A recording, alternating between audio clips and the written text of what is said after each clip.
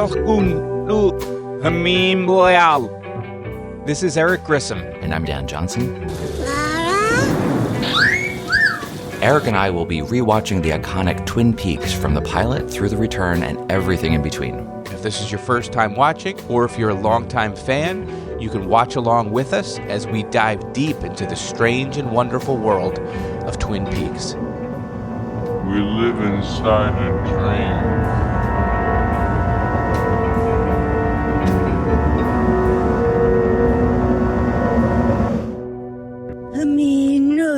Today on Meanwhile, we're going to be covering The Last Evening, Dan. Can you believe it? We hit the end of season 1. The end of the last episode of season 1. It's gone so quickly. Yeah, it is a short season, but it feels like so much has happened in such a short period of time. You know what's happened in a short period of time? What has happened, Eric? We've gotten some donations. Wait, what? Yeah. So if you're a fan of this podcast, you've been listening to this podcast, you know that we started taking donations in a temporary status until we get that Patreon going. And we got a lot of nice things. So I guess do a little shout out to Chuck S. Thank you, Chuck. Thanks, Chuck. Gregory F. Thank you, Gregory. Thank you, Gregory. Dawn A. Hey, Dawn, thank you. Now, I can just spoil the identity of Dawn A. Dawn A is my sister. Wait a minute. And I also should say, I keep talking about my sister Dawn and her boyfriend, because we used to watch Twin Peaks. They were part of the origin story.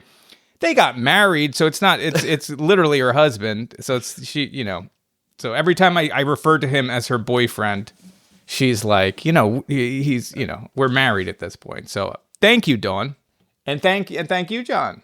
Jack B. Thank you, Jack. Thank you, Jack. Jim F. Whoa. The early one. Jim F. in there in the beginning.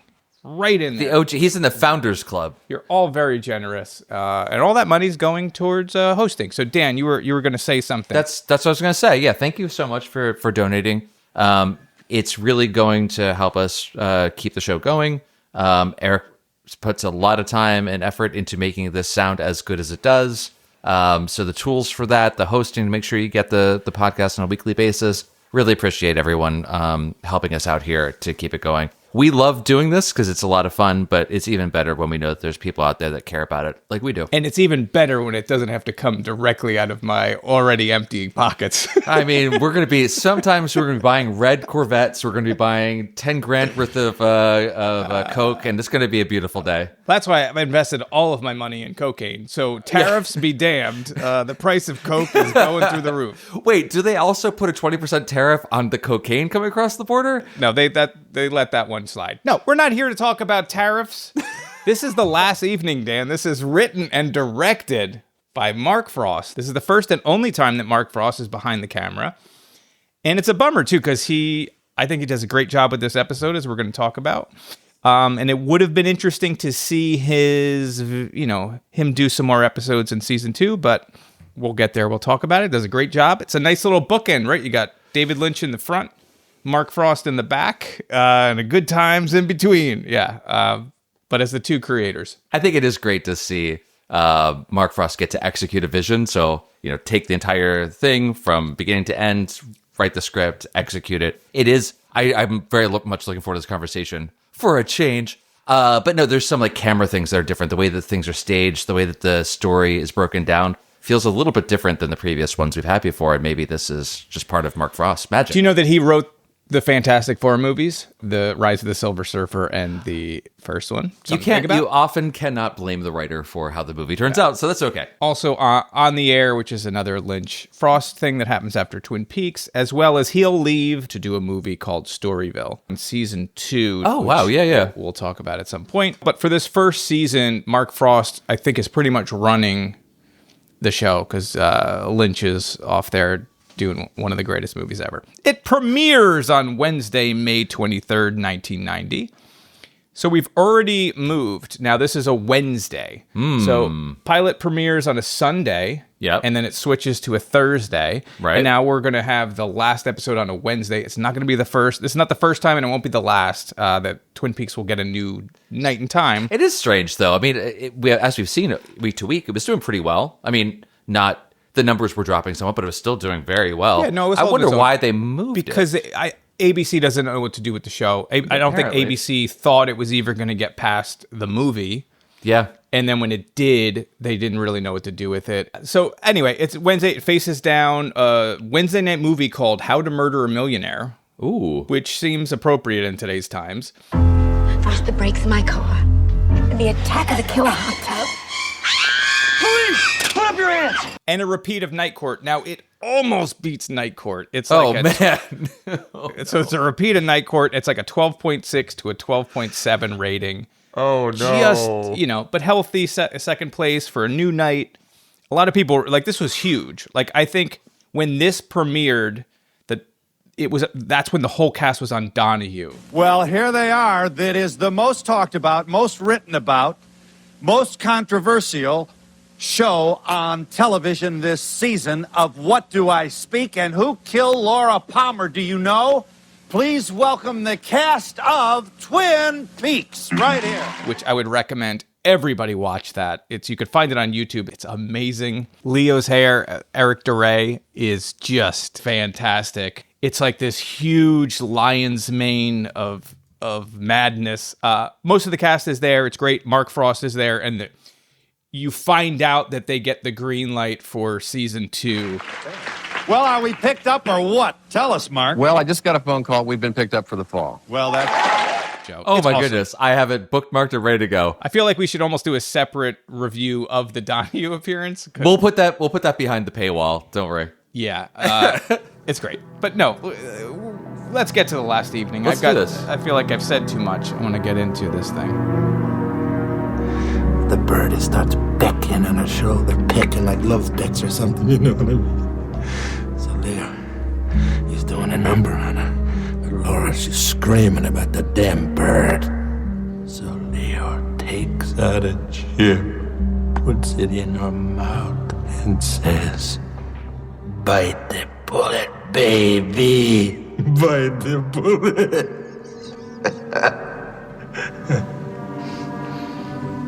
Thanks for clearing that up.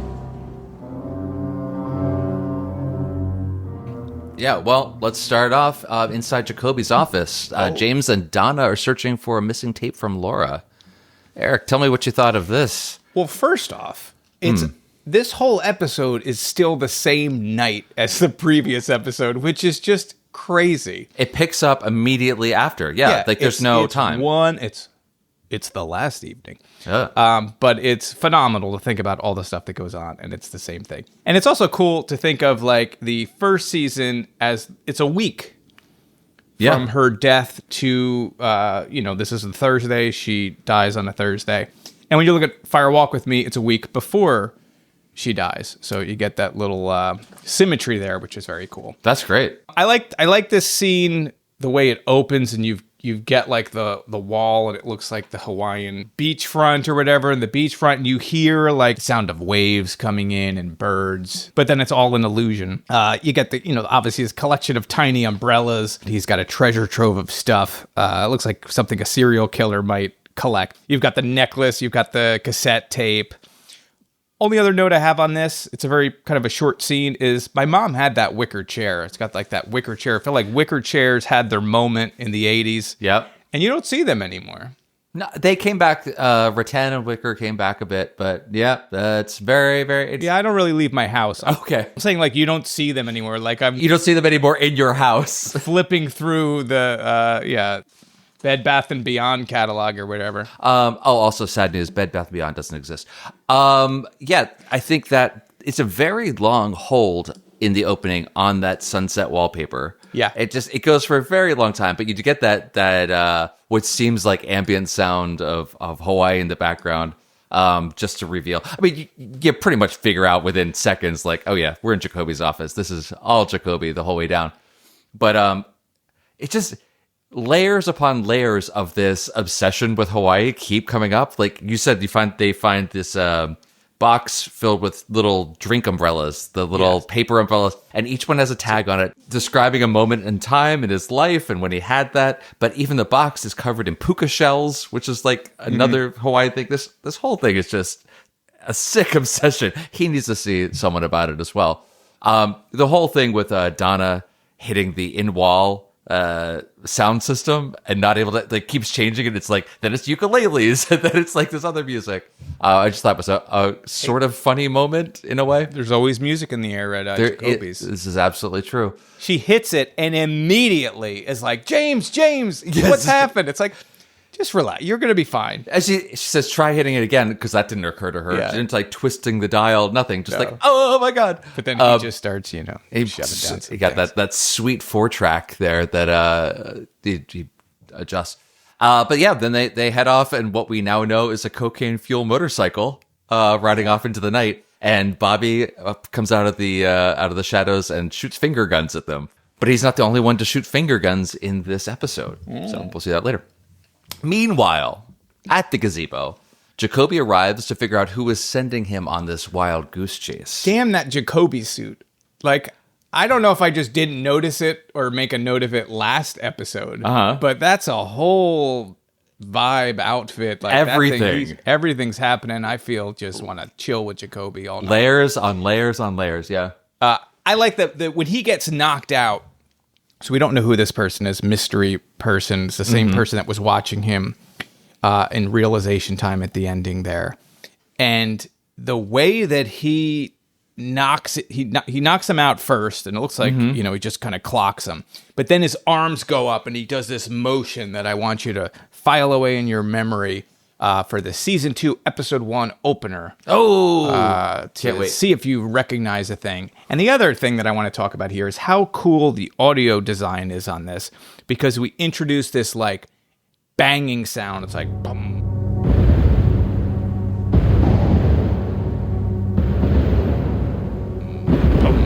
Oh yeah. It's gonna be. We're gonna hear that again. It reminds me so much of The Return. Oh, for those that have seen The Return, it's in the first episode when a certain character is driving a car through the woods, and you hear just like boom.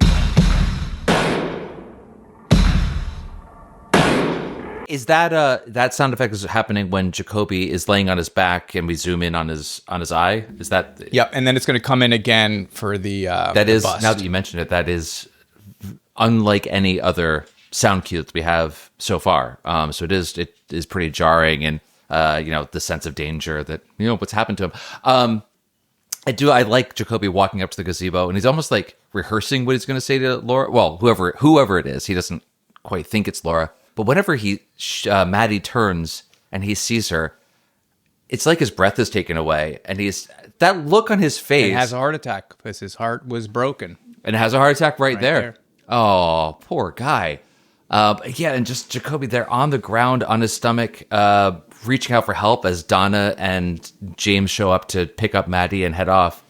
He's just completely, incapacitated and helpless there. And when he flips over and we have that really extreme tight zoom into his face, into his pupils, and then it crossfades over into One-Eyed Jack's at the casino. We got Cooper he's got a winning hand, and he offers to buy a fellow a drink. It's a really cool transition to go from the eyeball to the spinning roulette wheel. Yeah. One quick note.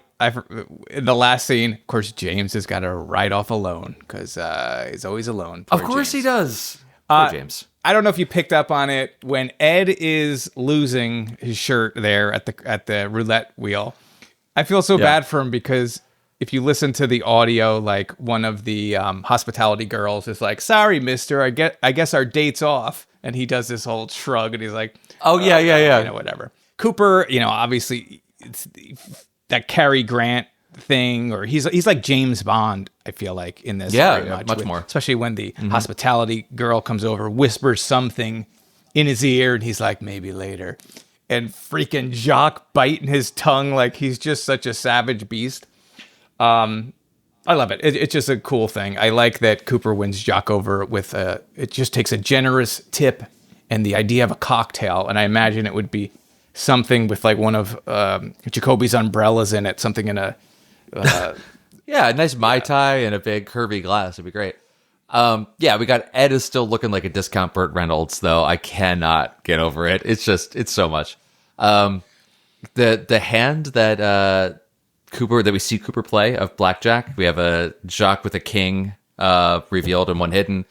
And Cooper's 18 got cards. like he has so many cards there, and he gets 21, which is great. Mother always said I was born lucky, says Cooper. It's just a great line. I think you're right. He is much more Bond than Cary. Well, maybe in equal parts, Bond and Cary Grant in this scene. But I do like that line that you mentioned. Maybe later. Thanks for asking, though. He says he's thanks a for generous asking, fella, which is yeah. great. He's just a wonderful man. In Blackie's office, she asks Audrey to pick a card, any card. One note on this, or many notes on this. I like that Blackie is doing a tarot reading, which introduces the mystical occult thing going on with Blackie. She's doing a Celtic cross spread. I can't see what the cards are. This is too blurry, but it's interesting that she is doing sort of this divination thing happening, which is just a cool thing. Blackie's a great character. I find her very interesting. So we get a bunch of things here, right? So we get Audrey. She's going to see Cooper on the monitor. So now at least she feels like she has a chance to reconnect with him. She learns that the owner likes to spend time with some new girls. Yeah. Well, you said, going back to seeing Cooper, you think, so Blackie says, is everything all right? And she says everything fine because she kind of sees as Audrey is, has a look on her face. You saw that as what? As Audrey feeling like she's got backup? Yeah, like, oh my God, I got to find him. She's got to find Cooper. To me, okay, that could totally be. I just wasn't really thinking about it and thought it was more of like, oh crap, he's here. Like she's gonna get caught. No, she's been trying to get in touch with him, but like in this place, doing what she's doing there, I just assumed that she'd be like, I don't want to get caught. No, and that's when she looks again and he's gone, and she's a little bit yeah. more. But we also learn a very big thing. This is a good night for you to break in. The owner's coming by tonight. He likes to spend some time with all the new girls. Who's that? Even though Audrey doesn't know, we know now Ben owns One-Eye Jacks. And apologies to listeners. I believe I spoiled this last episode where I was talking about the chandeliers. But yes, Ben owns One-Eye Jacks. If that had been a mystery, let that mystery. Well, they don't say it here. It's not in this scene. They do. Well, the owner likes to spend time with new girls. We know there's a new girl at One-Eye Jack. If you can't make that connection, I know it's putting it together, but it doesn't explicitly say that. It is explicit in the next to last scene of the episode. At this point in time, you didn't make the connection. I feel like it's correct. You should make the connection. It is there, and you're putting the connection together. If she says the owner likes to spend time with the new girl, then you as a viewer should be like, oh shit. We know that Ben and Jerry did that before. What I think is also just that's creepy in and of itself, totally gross. But Blackie says, the owner's coming by, he likes to spend time with the new girls. Audrey asks, who's that? And Blackie says, no names, child. You don't offer, you don't ask. And just like explicitly saying child, owner, whatever, just it amps up the creepiness to like the nth degree. Is just absolutely gross. Which is going to be absolutely true. Yeah, no names here. Like you're going to be with famous people, not famous people, senators, whatever, and like you got to keep your mouth shut. But she calls her child, and she's Ben's kid. Is just. Ugh. She also touches her hand, like that bit where Blackie touches her hand, and you get like the idea that she might be as interested in Audrey as the owner will be. Oh, yeah. Very well could be. I mean, Audrey's a lovely lady. And then she does spread out the cards before her, and Audrey picks the Queen of Diamonds, which I think is a pretty appropriate card for her. Yeah, one other thing. She's still like holding it together though. Like even in this moment where it's getting to the point where she's being told she has to sleep with the owner of this place. Yes. She's not freaked out. She hasn't cracked. Not yet. We talked about that before. And she's just like, this is what I'm going to do. I'm going for it. Maybe now it's getting into kind of bravery because she knows what the consequences could be or what's coming. It's a tough one. But meanwhile, out at the bar, Cooper shares a drink while setting the bait for a big trout while Hawk and Ed listen. And Audrey waits alone. Poor Jacques. He is such a dope. He's just so easily led, and Cooper just completely destroys any defenses that he might have. I mean, he gets in with him by saying that he is the bank, Right. He implies that he knows all this stuff about their drug operation, but he's immediately bought off with $10,000. Again, another $10,000. How many things are 10 grand in the world of Twin Peaks? Everything is. He's going to get $5,000 up front, $5,000 for delivering it. I would just like to point out, I appreciate how clear that relationship is. I know exactly where the money's going and who's getting it and why. This barely covers what we paid for. It's fantastic. When we find out like how the chip ended up in Laura's stomach. Yeah. When Jacques is telling that story, and Cooper is done listening to it, and he's like, "Thanks for clearing that up." You can just see like the stress in Cooper's face. And he looks like he just wants to reach out and knock him out. But he just stays calm. He's just like boiling all that stuff down. The choice of like the extreme close-up on Bite the Bullet, Baby is so cool. And it reminds me of Coralie Farja, who did The Substance, but also Revenge. She does like a lot of things with like extreme close-ups of mouths eating. In this case, it definitely reminded me of that. I don't know if you've seen. I haven't. No, they're fantastic, both of them. Oh, the other thing to keep in mind, when we get to Fire Walk with Me, is Jacques when he talks about Laura being tied up. I know she loved that. Mm-hmm. It's like, well, we'll find out how much she loved getting tied up when you watch Fire Walk with Me. Oh, fantastic! It's good. Yeah. Oh, and Audrey trapped in the room waiting for the boss. Like, just the same comment as last time. She's just still confident. She's fixing herself in the mirror. She's looking around like, is there, what's this place like? Is there a way for me to get out, or like, what's going on here? But she doesn't feel freaked. No, you can hear someone like in the next room or in the hallway, and it's becoming more real. You hear a patron and a hostess out there. So yeah, I'm going back to the conversation between Cooper and Jacques. So this is the gambit that he's playing. Like, he assumes that Leo hasn't said anything about how he's financing all of this, and so that he can play that part to Jacques and convince him. And talking about the night out at Jacques' cabin with Ronette and Leo and Laura. Obviously, he knows all that, so that's fine. I love that he's like a special night out at your cabin. Laura, and Jacques gets up to run. But I love that he uses that as like the signifier of what that night was. But yeah, that scene that you were talking about, that moment when they're going back and forth and he's explaining what happened with the chip, not only what you said of like the close-ups there, but it slows down a little bit. The whole thing, the audio slows down. You see first a tight shot of Cooper, like shoulders up and face, and his nostrils are flaring as he's listening to this, and it looks a little sweaty to me, like exactly like you're saying. He's getting worked up. He is doing everything he can to keep his composure. Then you get that tight close-up on Bite the Bullet, Baby, and then back to the close-up on Cooper's eyes is just really great. That tension is fantastic. But yeah, I think I said, but we got our ace detectives out in the van listening to them. They're setting the bait for the trout so that Hawk and Harry can catch him. But meanwhile, over at the Johnson's house, Shelley's greatest fear comes true. Eric, this is such a freaking great, scary moment. The doing her hair again. Come on, Shelley with the gun safety. She's got it right there by the side of the sink. But the moving of the towel and then the reaching. I know I've seen that somewhere before, and I was trying to figure out. It was like, oh, was that in Sons of Anarchy? Or like, I have seen that somewhere else. I'm sure probably since it's this, been in not before this. That's what I mean. That's for what sure. I mean. So it's just a cool moment. You made me do this. Classic domestic abuser, Leo.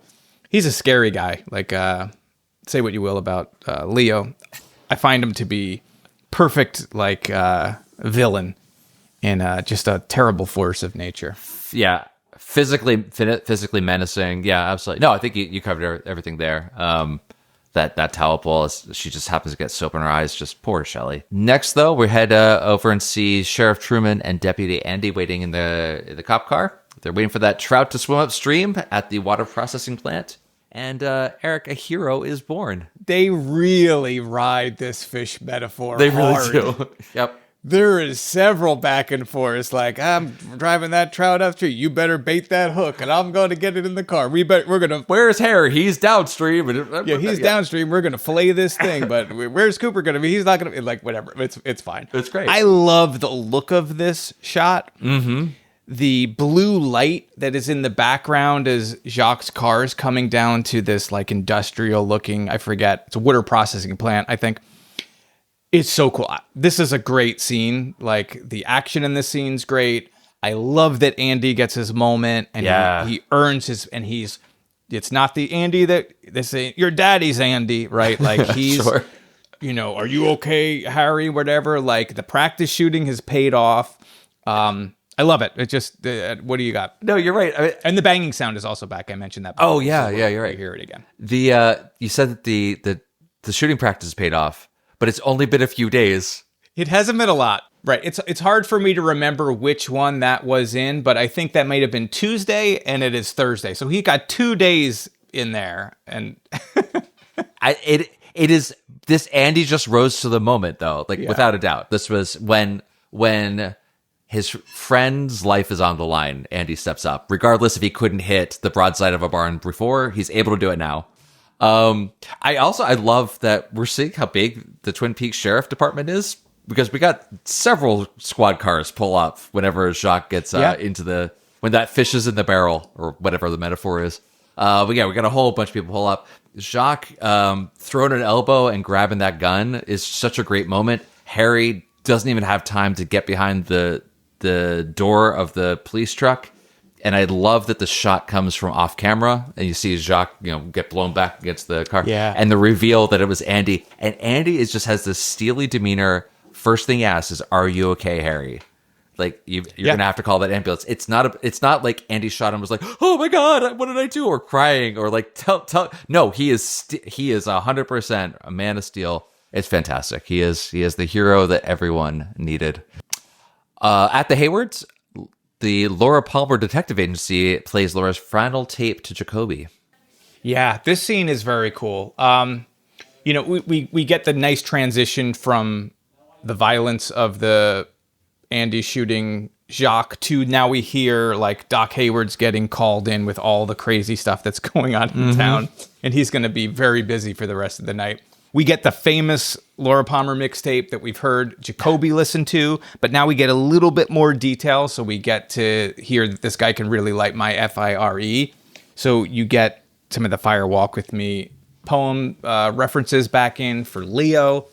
One thing that I thought was super cool is when they're listening to the tape, Laura is like interrupted by Sarah, who's got her milk and cookies. At the same time, Donna gets interrupted by Doc Hayward. Oh, here comes Mom with milk and cookies. Later, Lawrence. Dad? And the more Donna learns about Laura, the closer she becomes to her and more like her.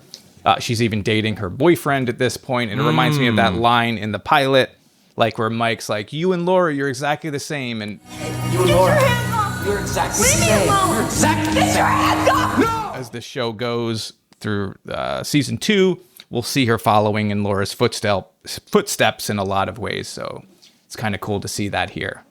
James, simple James. Poor James. Jacoby didn't kill her. I don't know if you should be jumping to that conclusion just based on this tape. Like, Donna is wise to point out, like, oh, how'd he get the necklace? And if he's really into Laura and she's out with some mystery man, now he's got motive for hurting Laura. Like, I'm not saying Jacoby did it. I like Jacoby. But James is instantly like, Jacoby didn't. He was trying to help her. He didn't kill her. It's like, I don't know if that's if you want to jump there already based on the tape, but what do you say? We know that Donna's running the detective agency here, and James is the muscle, so that's okay. It's a rough listen for James to have to hear all this, and he says it's okay. I'm glad to hear it. But then you also check in on Maddie to see how she's doing, and she's fine with it. But like, she does not look fine. No, she looks pretty rattled by this whole thing. Pretty roughed up. Yeah. Well, because if you were listening to a tape that your cousin made, it's a pretty rough, like, she's talking about, I think he even tried to kill me once, and you know me, it turned me on. So you're like, wow, I guess Thanksgiving makes a lot more sense now. Over at the sawmill, Leo's ready to light his own FIRE, and he gives Shelley something to think about. You broke my heart. Oh, that last line, "You broke my heart," is That's my only note. Screw that guy. It's great.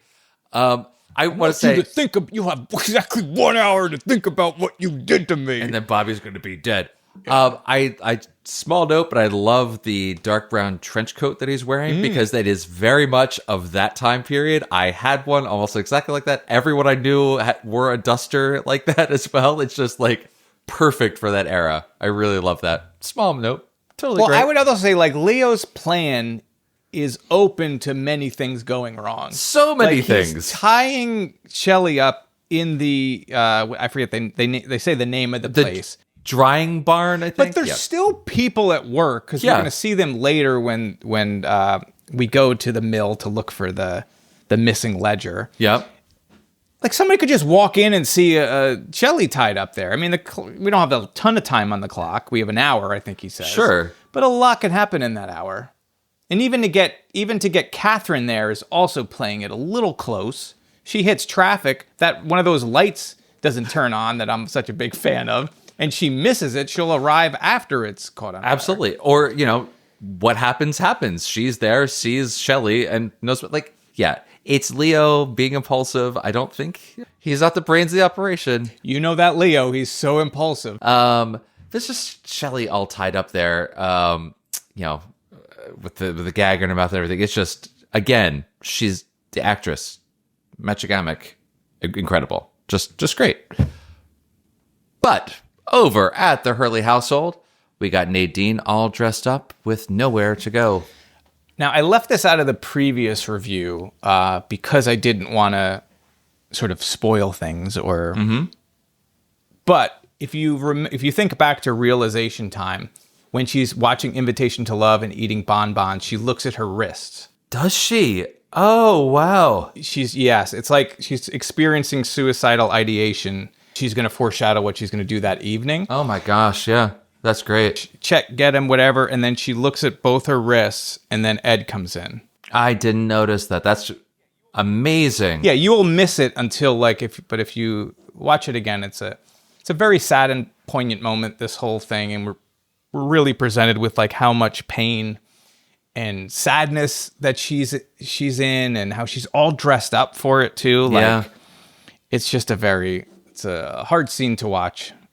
Well, this is one of the scenes I was thinking of when I said how perhaps just because of Frost's direction, this feels different than so many other episodes. This slow spin around Nadine that the camera makes, this revolution around her as she's kind of laying out this this pill party picnic in the living room, and she spreads out her satin dress and everything, but the camera just loops around her in this way that we don't really see in other places, and it cuts back and forth to her setting everything out and the look on her face. It's just really tragic. And then we also get in the background, we get the theme song Falling, but instead it's played on what sounds like an arpeggiated harp or something. So as that theme starts, I didn't actually recognize it at first until the swell comes in, and it's like, oh, they're just. I like that you mentioned that in one of the previous discussions we had about how they kind of can pick apart the pieces that Badalamenti gave them and recontextualize them, reorchestrate them, and they just work in different ways across the entire series. It's just phenomenal. How do you come up with that before the show's even filmed in a way like here's the entire tool chest you'll ever need for the music? And it's just great. Like to your point about how different this looks, what I love about this first season, each one of these is so different. You can look at the stuff that Leslie Linka Glatter did versus the stuff that like Mark Frost is doing here, or Caleb. And yes, I was editing the last Realization Time. I kept calling him Caleb, but it's Caleb. But each has its own sort of unique visual stamp as far as the direction goes. And then it's the music that holds all of it together, and obviously the story and the characters and all of that stuff. But the way that the story is executed, this is Mark Frost's vision, and I feel like you can see that in all of them. The only one where it's closer to that pilot was the one from Dwayne Dunham, from the editor. But he intentionally was trying to mimic Lynch's style. Yeah. Well, I think the other thing that I'm noticing, and maybe I'm just in retrospect looking at it differently, but it feels like this episode, has so many shorter scenes of just like we said, we're just checking in on Audrey over here. We're seeing someone over here. I guess there's just a lot of threads to keep track of, but the way that they're kind of woven together feels a lot more complex than we've seen in previous episodes. It's definitely a faster pace and so much stuff is happening. Yes. Right? It's just a lot. I mean, we're not even halfway through, and there's so much of what's happened so far. But let's keep it going. Next, we head over to the Packard house where Josie is hosting a guest who wants to renegotiate a deal. Lots of interesting choices, I think, talking about Mark Frost and like what he's going for here.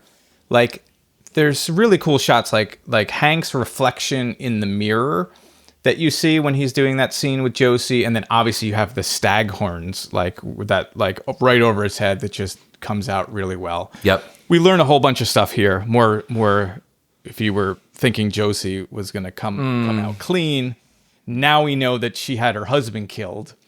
She was involved in some way, for sure. Yep. Yes, through Hank. And then he went to jail for this other crime of running over a vagrant.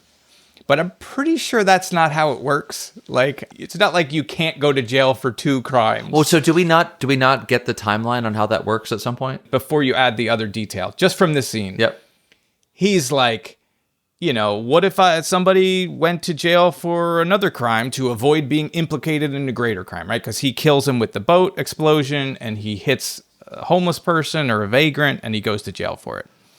So you're saying the timeline where because perhaps he set himself up to get arrested for the vehicular manslaughter as the alibi, maybe to say I was committing this crime over here. I had nothing to do with but I'm just wondering how do you actually piece these together? And does it get said anywhere else to figure that out? I don't know if we ever find out. Yeah. But it still wouldn't make any sense. Like, because he can't blow the boat up while he's in jail. So if he's hiring someone to blow the boat up while he's in jail, he could still get linked back to the crime. Sure. It's like you can't testify against your husband kind of thing. Right. But whatever. I don't know. It's fine.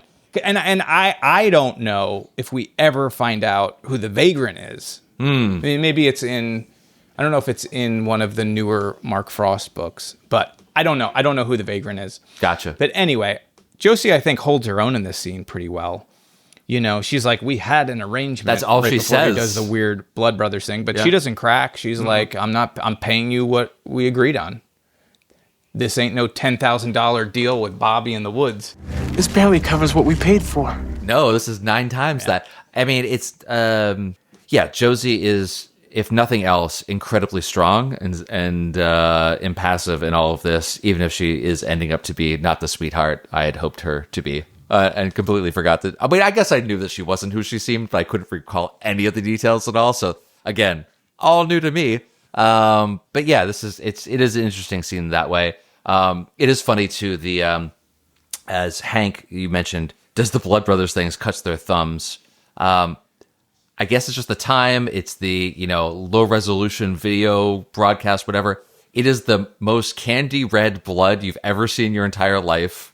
It is just the prop blood just looks so silly to me. Yeah, I love the blood. It reminds me of like Dario Argento, like that kind of like horror blood. Yeah, it is. It has to read very easily on a screen. I wonder too, because there's so many, like, they use a lot of coral filters as well on the show. It gives everything a reddish kind of warmness. So maybe that's also amplifying whatever they were using. I mean, it's not a problem. It just needed to read on a screen like that. But as Josie, instead, wiping it away or sucking on her thumb like Hank does, she wipes it all over her lip. Yeah, it's awesome. It's great. It's a really memorable scene to see. Meanwhile, over at the sawmill, Catherine pleads with Pete for his help, which shows how much trouble she's actually in. It's late, right? It's still the same night. Yes. Right? This is still very late Thursday night, and all these people are still at work, but I guess, with the mill, maybe it's running 24 hours I think a day. It's multiple shifts, yep. But nobody's better go in that other shed where poor Shelley's tied up. Right. Leo's out there just dumping gas around. Like somebody needs to go out for a cigarette or something. You may see. I'm just guessing the sawmill must be on a huge amount of land with a ton of buildings. There's no other way. Yeah, it's some back office or something. Right. But The eavesdropping guys is such a funny gag as they move from window to window. That always makes me laugh. As Pete has to keep closing one after the other. It's terrific. It's great. Great conversation between these two. I know that Catherine is manipulating Pete, but I can still see a little twinkle in her eye over him. You know, I know it won't last. She's genuinely in trouble. Yes. I think Piper Laurie is so great in this scene, as is Jack Nance. But it's just like a nice moment, even though clearly even in this very episode, she's already like shooing him away. Oh, yeah. The next scene we see with them, she does it immediately. But I know I do love that she does try to at least we kind of see a little bit of what their romance was. We know a little bit more of their backstory. We know now why Pete's so bow-legged. He was scampering up trees like a cat all the time. But you know that line of somewhere underneath all the scar tissue, there's the faintest flicker of what we used to have for each other. I think it's nice. You're totally right. She's manipulating the hell out of him, and the fact that it works, and the way that Pete, he doesn't embrace her. He throws himself at her chest and hugs around her. It's just That's the boss's sister at that big house on the hill. Yeah, it's fantastic. When he's like already in tears, and she just turns and just like comforting him.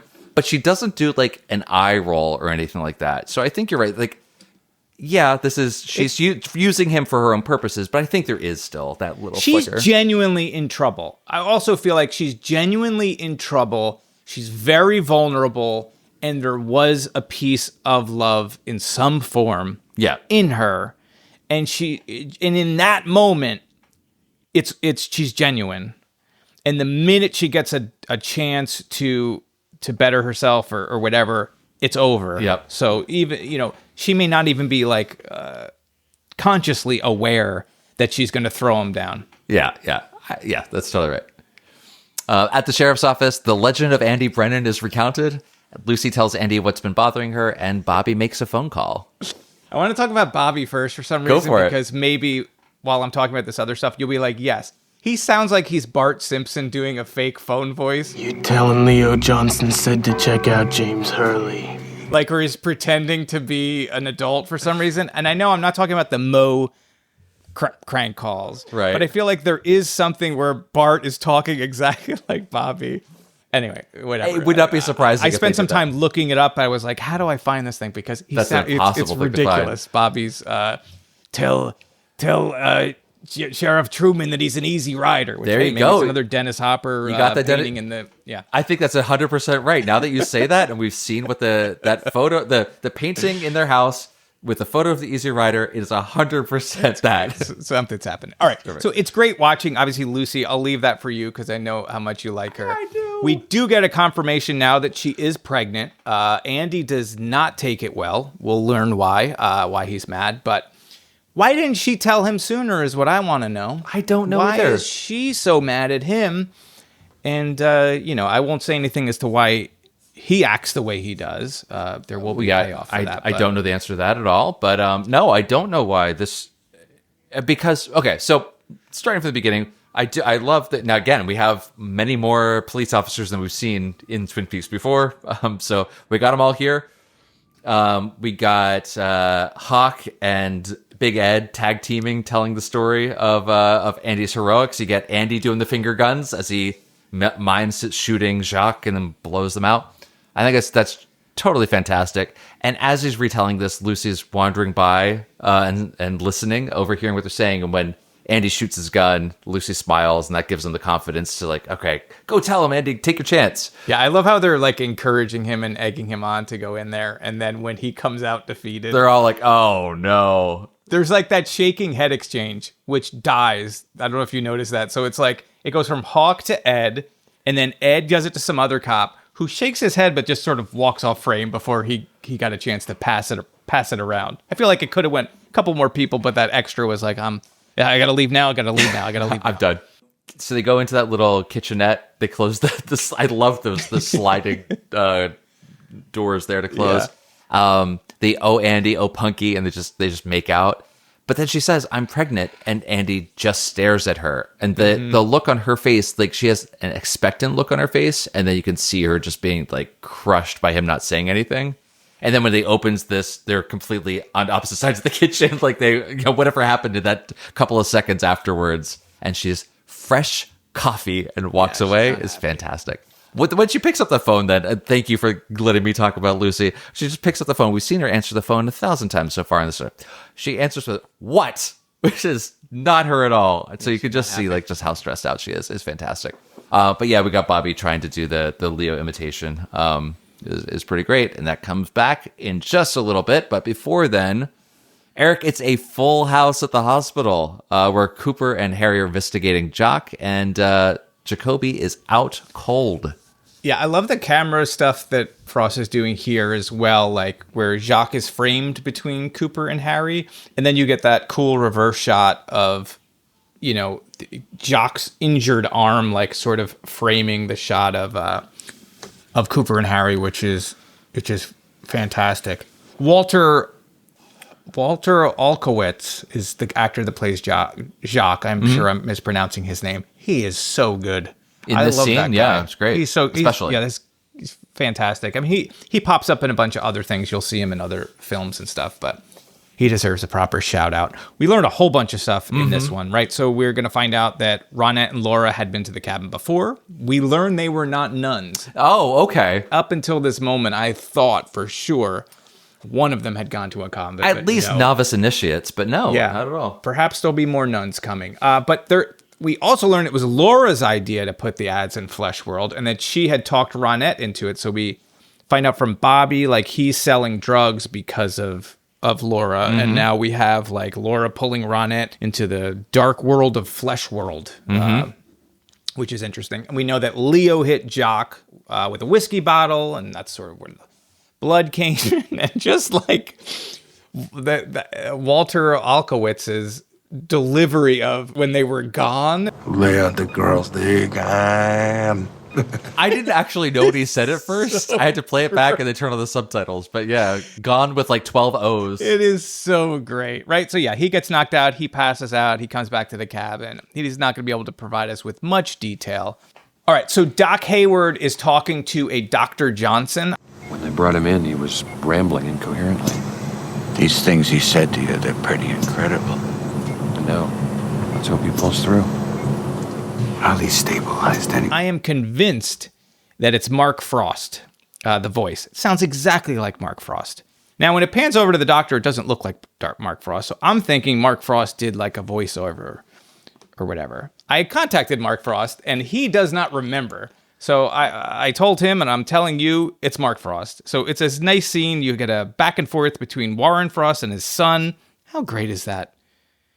Freaking making one of the greatest TV shows of all time with your dad, and now you're doing a scene with your dad on an episode you wrote and directed. Yeah, it's great.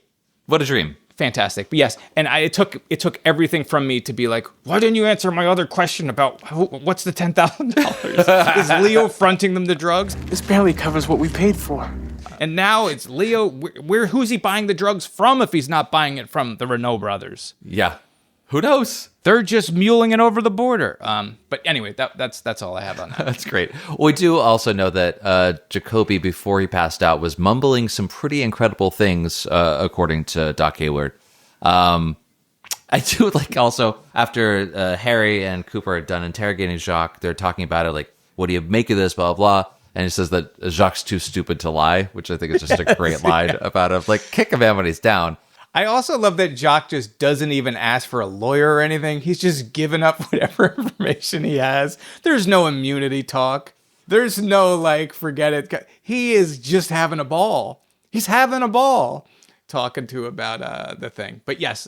Doc Hayward said that Jacoby did not see the assailant, from what Jacoby was able to say before he passed out.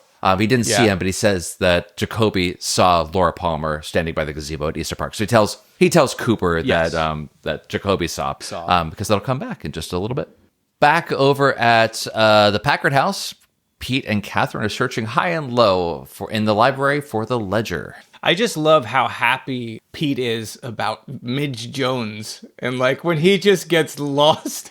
And that happens to all of us, I think, when you're supposed to be concentrating on one thing and you're pulled into something else. the only thing I have to say about this is, Hank calls Catherine, and I just love that he does his murdering work by payphone at his other job. Like, he's doing his side hustle while he's also at the Double R. Yep, and this is the scene, like you said before, now that Catherine has a bit more to go on, she shoos Pete right out the room. And I love this as, I guess I'll go look in the other room for the ledger. So, poor thing. But this is when we find out that where Shelley is, it's at the mill in Drying Shed 3. So there's at least 2 other sheds for someone to stumble into instead of ruining their entire plans. So that should be fine. Right. But over at the Double R, Hank and Norma talk about a possible future. Ugh, the down comforter talk is so corny. I hate Hank. I love Chris Mulkey is fantastic. He's a great actor. The character of Hank is perfect, great, wonderful, but the character is such a dick. I can't stand him. He's so full of shit. I want Norma to push him away. Like, I don't want her to take the kiss. So it's frustrating because you're like, what are you doing? Absolutely. Yeah. What are you doing? This entire scene is it's rough because we know what a piece of crap Hank is. We know that he's manipulating the heck out of her. I'm assuming Norma knows that as well, but she wants to believe, I think. I think she really does. I think, she's not made the decision. She has made the decision not to leave him and be with her true love, Ed, out of whatever the sense of obligation or whatever. So I feel like if she's made that sacrifice, she wants to believe that it can actually turn out well, and it just makes it even harder to watch Hank bulldoze her like this. Oh, yeah.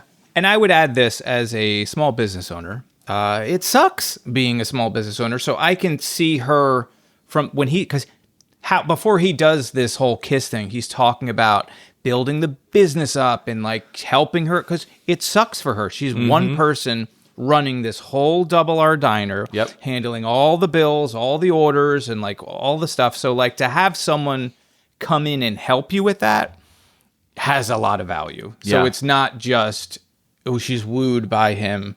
It's also like a practical reason why she would want to buy into this nonsense. But at the same time, God damn it, you got to get with Ed. Even more so, just really wants to buy into that dream. But speaking of Big Ed, he returns home to find Nadine with little time to spare.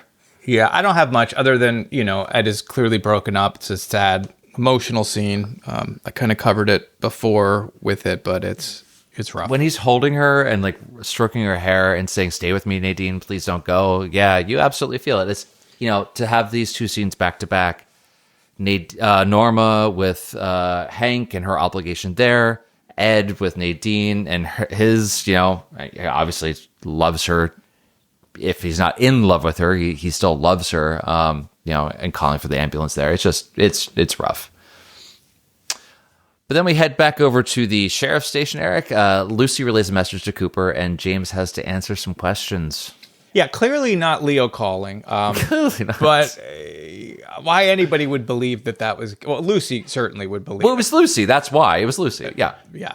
But even like, Cooper and Truman don't really have like it's clearly not Leo calling or whatever. But yeah, no.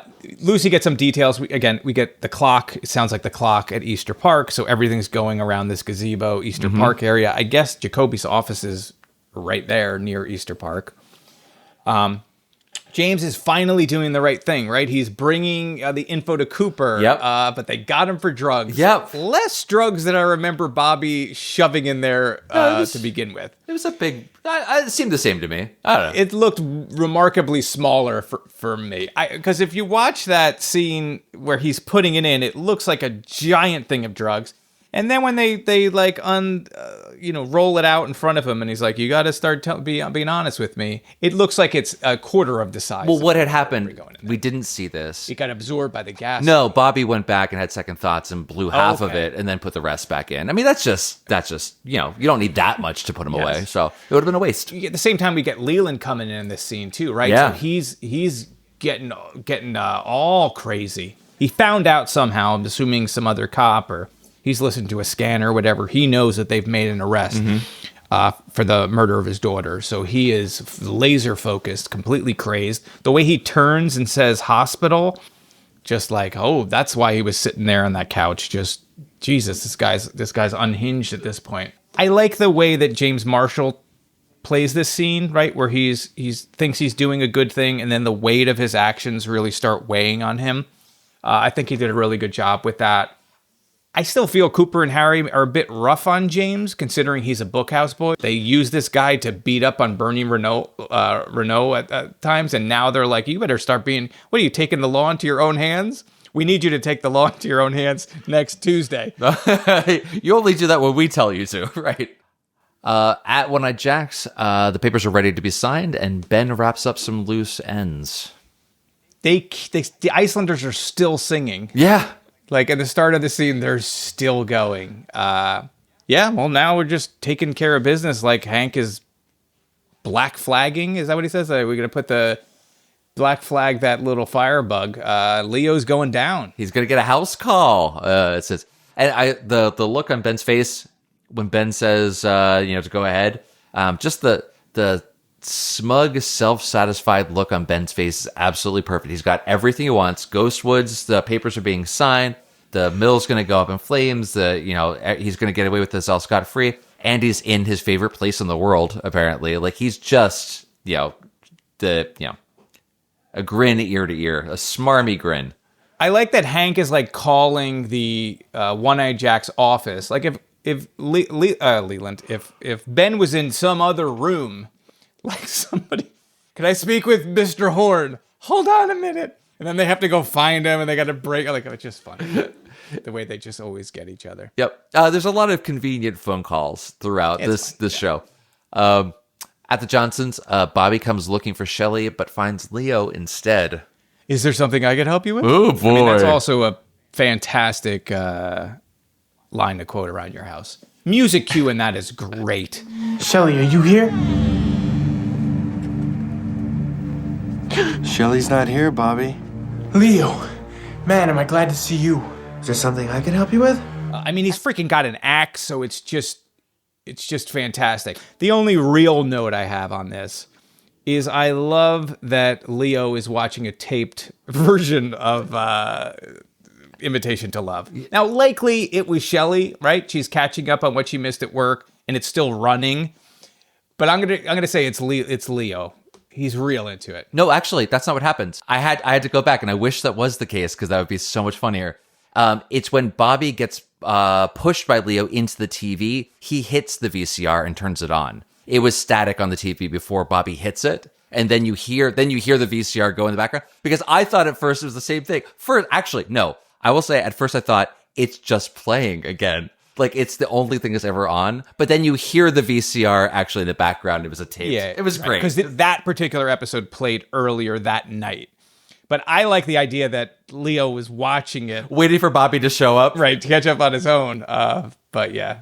So that was a good point that he hit play on it. That's all anyone talks about in this town is what's happening there.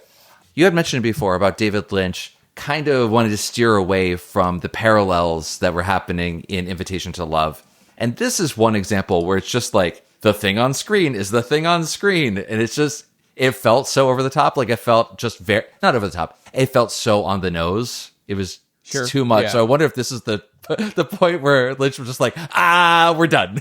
No more of that. That's good. But you get the gunshot through the window with Hank out in the darkness. The way the focus is on him. Yeah. It's perfect. It's great. And Leo just back. But at least, he does get to go out watching Invitation to Love. So that's terrific. Awesome.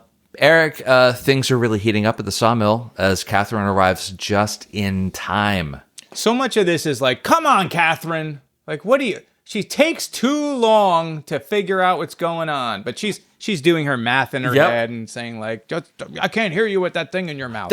When she says that, I can't understand a word you're saying. You have a thing in your mouth. As Shelley is strung up with a gag, is she being cruel? Is she being serious? I don't know what's happening there, but it's such a great line for this character, for Catherine. It's just fantastic. Yeah, I already mentioned this stuff about the insurance policy. Like, you went through the effort of taking out an insurance policy. You could have had a better job of getting her there than just saying, meet me in the burning shed. Yeah. And maybe you'll get stuck in there. Like, not even a time. Just, show up at some point. Right. There's not even someone there to hit her on the head or something. Nothing. You know what I mean? Like, you'd...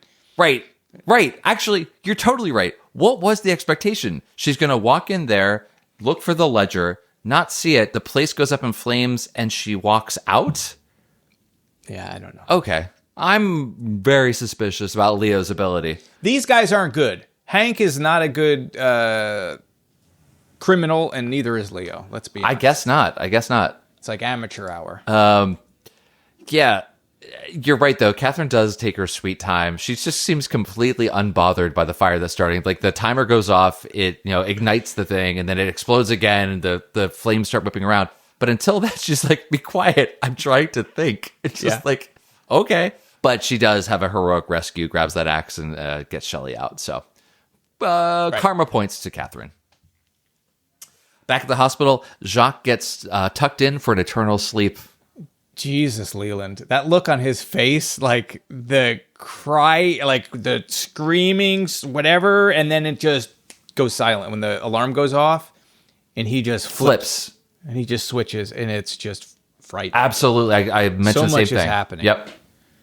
He is just a man unhinged, thinking he's, killing the guy that killed his daughter. It's just, he is not right. He is not right. He sets off the fire alarm, and what we see is doctors and nurses leaving. Yeah. The patients are fine, though. We'll just leave the patients for that. Is that protocol?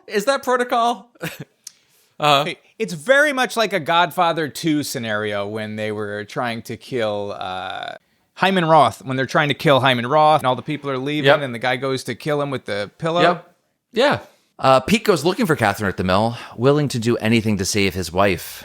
He's a hero, right? She's still my wife. Well, is he? Yeah. Yes, he is. He's crazy. Why isn't he a hero? He goes into the fire to save this woman who doesn't really love him, but she's still my wife. I know. Of course he's a hero. A hero is doing something even if you know you're going to lose. Is that what a hero is? Yes. I've been doing it wrong all this time. What did you think? I don't know. It is a great moment. I just, I wish he had, grabbed a fireman's jacket or a fire blanket or something. The way he's going to go in and save Catherine. He grabs the fire extinguisher, and I mentioned before, he is so bow-legged. He's practically bouncing the whole way to the door, and then when he kicks it open and goes and rushes in. That place, it does not look good for old Petey. But over at One-Eyed Jack's, things are a lot better. There's a celebration going on for the Ghostwood deal, and Ben wants to meet the new girl. This is great, this part here. Well, Ben calling Blackie old pal is always just a funny moment. The red curtains, the dreams. But the hunchback is the most interesting thing because it adds this whole fairy tale quality. What is that? Tell me. That's Leslie Linka Glatter, the director who did Cooper's Dream. Okay. Is playing the hunchback. And it's so cool when she's sewing the thing into Audrey, and you feel like you're watching like Rumpelstiltskin or something like these. And there's that little escape door, like in the other side. It's like, what other things are in this One-Eyed Jack's? Like, what other secret passageways and strange people, strange inhabitants? I love it. It's like an elf that makes shoes. Yeah, it because she really does. You're right. Look exactly like the Disney witch from like Sleeping Beauty or something. She's got like the ratty gloves. She's basically wearing a burlap sack. Like, you couldn't quite see it, but I'm sure there's a big wart on the end of her nose. She's just this cartoon that's there. And she's like, as she's coming off, exiting the scene, she's like, "Good luck, honey." You can hear it in the background. It's fantastic. I love it. It's so weird. It speaks to like how this feels like a bunch of close creative people. This is a director from another episode playing, like, it just has such a cool, fun element to this first season of all these people sort of working together and stuff. I mean, it's awesome. Totally right. And like that thing with her and slipping out of the secret passage, and then Ben comes in and you have this music cue of like chimes sort of like sound effect. Mm-hmm. Everything feels so surreal in this moment, in this little jewel box of a room that is completely, this confection, this made up space for them to, it just all feels so surreal. It's terrific. And then Audrey at this point is broken, right? Because now she knows her dad is the owner. Yep. And for all of her fearlessness and everything else, like, her dad's coming. Like, the worst possible situation. This is such stuff as dreams are made of, Eric. Oh, yeah. But This is also the scene that we get the explicit, for adults like me who did not put the pieces together, Blackie saying, "Congratulations, boss." So it's made explicit in this scene. If for all of you who were, I don't know, folding laundry when you're watching it, or in some other people's cases, eating some gummies while watching the show, now we get to know for sure. But finally, final episode of the first season, we end up at the Great Northern as Cooper turns in for the night. This was one long-ass night, man. It's the longest. I mean, it's 4:37 a.m. Yeah. Well, first off, hat tip to Diane for going above and beyond and getting him those earplugs. Because they got the tape to Diane, and she got the thing back in one day. So 24 hours later. It's the wonders of the FBI. He's got it. Yep. I've seen someone say, like, oh, maybe the tapes go to Lucy. Lucy types them up and faxes them. But I don't personally believe that. I feel like the tapes are too important, because she will blab them over the thing for Leo to hear. Yep.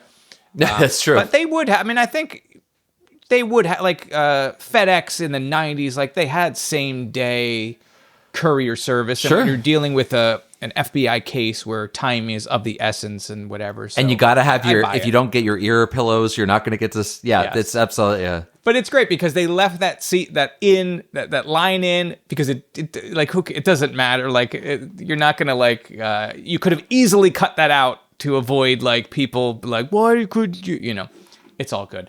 I like that he needs some hot milk to get to sleep, even though it's 4 o'clock in the morning, because he doesn't do anything but drink sugar or eat sugar and just guzzle coffee. Yep. You really feel how red this scene is too. Like I mentioned, the coral filters, like the walls of the Great Northern are just humming in color. So it's just really, really cool. I have a question for you. Yeah. I don't have answers. Do you know who shot him? Without saying it. It was JR. I don't remember. I literally don't remember. Okay, that's good. I'm psyched. And I'm wondering, who do you think shot him? Like, we're going to take a bit of a break. If you have not watched the show, I don't want to hear from people that have watched the show, except for Dan. Right. But it doesn't count because I don't remember anything. I'm curious because, like, it was like, who shot him? Is it the murderer? Yeah. Is it the person that knocked out Jacoby? Yeah. Is it Leland after killing Jacques? Is it, I don't know, Ben decided he didn't want to sleep with the new girl and decided he wanted to kill Cooper instead? We'll find out. But that's what happens. Cooper goes to the door. He's got the room service. He sees the note. He sees on the note it says "My Special Agent" from Audrey, which is fantastic. But he opens the door and bang bang right to the chest. So that is quite a cliffhanger. I do remember, Eric, I'm sure you do as well, you having watched it in real time, but that summer after this cliffhanger was nothing but Who Killed Laura Palmer. Great, so many cliffhangers throughout. I can't even be sure that Leo's actually dead or that Jacques even dead. Who knows? I think they are. But anyway, just a great ending to a first season. There's a lot of surprises coming. Can't wait. So we are going to be taking a 2-week break, and when we come back, we're going to be tackling The Secret Diary of Laura Palmer. If you have not read it, you can get a great audiobook that Cheryl Lee does the narration for. I will tell you this, it's a heavy book. It is a dark book. It is really hard to read at parts for a lot of it. But it's great. It's written by Jennifer Lynch, David Lynch's daughter. I think she was 22 or somewhere around there when she wrote it. So she's close enough to a young person. Mm-hmm. So it sounds like it's coming from a young person. It's harrowing. It's definitely a hard read. And for all the quirky, fun Twin Peaks stuff, it's more Firewalk with Me. Yeah. I feel like it's a great entryway into Firewalk with Me. But that's what we're doing next. And then after that, we'll jump back into season 2. Yep. So I hope you stay with us. Talk to you guys soon. Thank you for listening to the Meanwhile podcast with Dan Johnson and Eric Grissom. If you would like to support the Meanwhile podcast, you can leave us a donation by visiting ericgrissom.com/meanwhile and clicking on the support link. If you like our show, please consider rating and reviewing the podcast on Apple Podcasts, Spotify, or wherever you're hearing this now. Meanwhile is produced by Eric Grissom and Where's My Robots. The Meanwhile theme song is written and performed by Paul Finn and Evening Pines. If you want to let us know what you thought of the show, you can reach Dan at danjnj.com, both on the web and on Blue Sky. Eric can be found on Blue Sky at ericgrissom.com, which is also his website. It's also me, right? That's weird. We'll see you again, and in the meantime, be good.